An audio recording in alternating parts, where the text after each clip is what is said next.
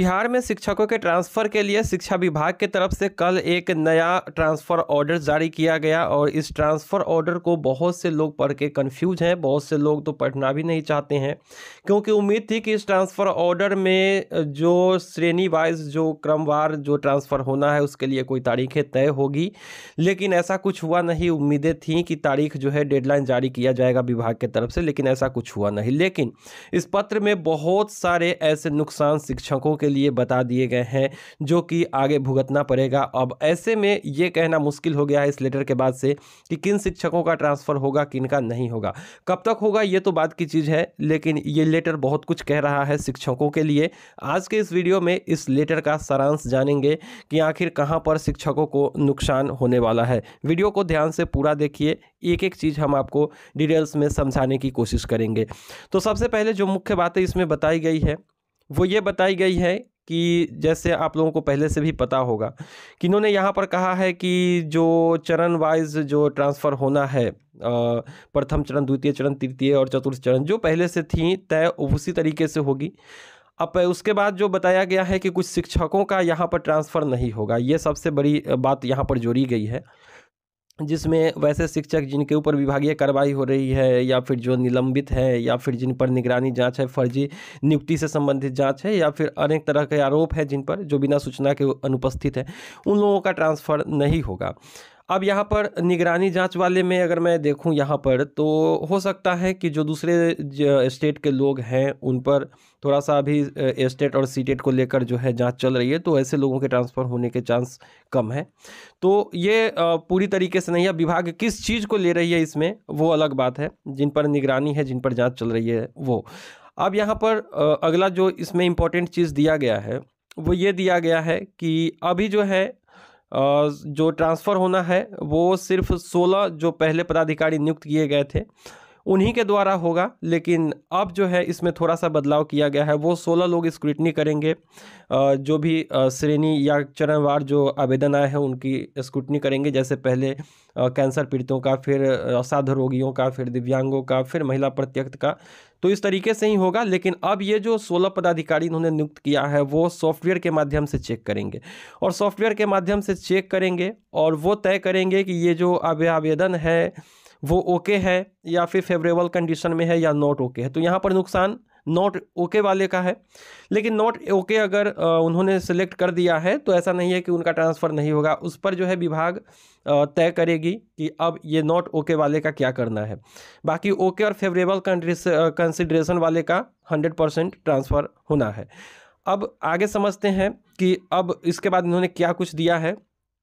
अब इन्होंने ये भी कहा है कि अगर मान लेते हैं कि वैसे तो इन्होंने डीओ के ऊपर छोड़ दिया है कि वो उनके सामने टीचर आईडी आएगी, उनके सामने स्कूल के रिक्ति आएंगे और वो उस तरीके से ट्रांसफ़र करेंगे कि कौन से आईडी को कौन से ज़िला में देना है, और जितना आप लोगों ने ऑप्शन दिया है वहाँ पर ट्रांसफ़र होगा।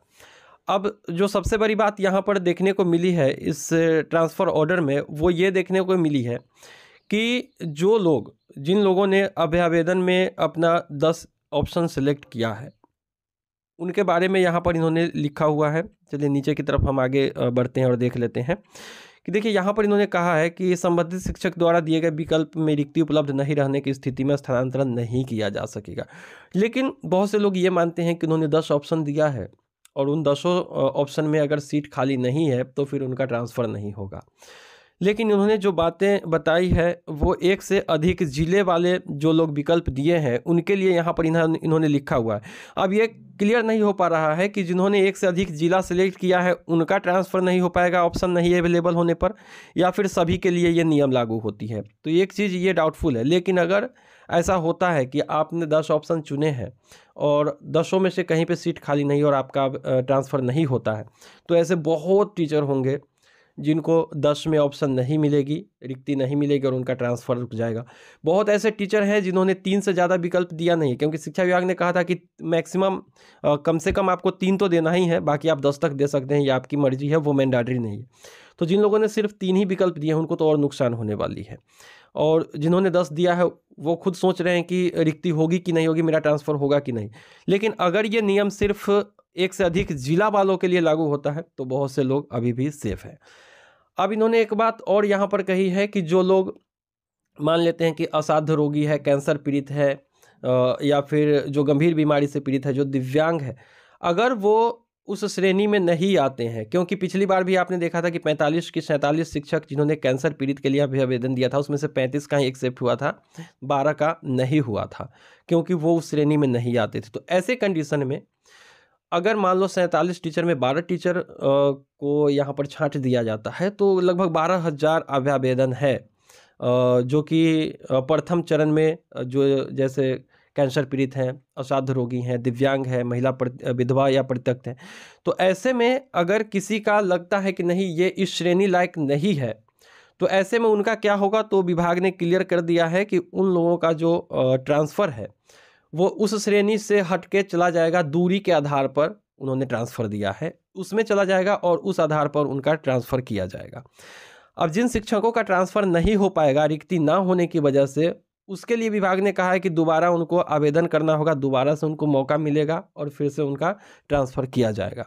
तो मुझे लगता है कि अगर पहले बार में आपको रिक्ति नहीं मिलती है, तो दूसरे बार में आवेदन लेने के बाद रिक्ति मिलेगी, इसकी उम्मीद भी कम रखिए। और यहाँ पर आप लोग देख भी सकते हो, इन्होंने लिखा हुआ है कि यदि हस्तांतरण योग्य अभ्यावेदन प्रथम चरण के 5 श्रेणी है ना, प्रथम चरण में 5 श्रेणी है, कैंसर पीड़ित है, असाध्य रोगी है, दिव्यांग है, महिला परित्यक्त, तो इस तरीके से मानसिक दिव्यांग करके, तो वो 5 चरण में से अगर किसी चरण के तहत आप नहीं आते हैं, तो आपका दूरी वाले में ट्रांसफ़र कर दिया जाएगा अभ्यावेदन को, और वहाँ से ट्रांसफ़र होगा। आपके अभ्यावेदन जो है पहले चरण से हट के आखिरी वाले में चला जाएगा और उस तरीके से आपको ट्रांसफ़र मिलने की उम्मीद है।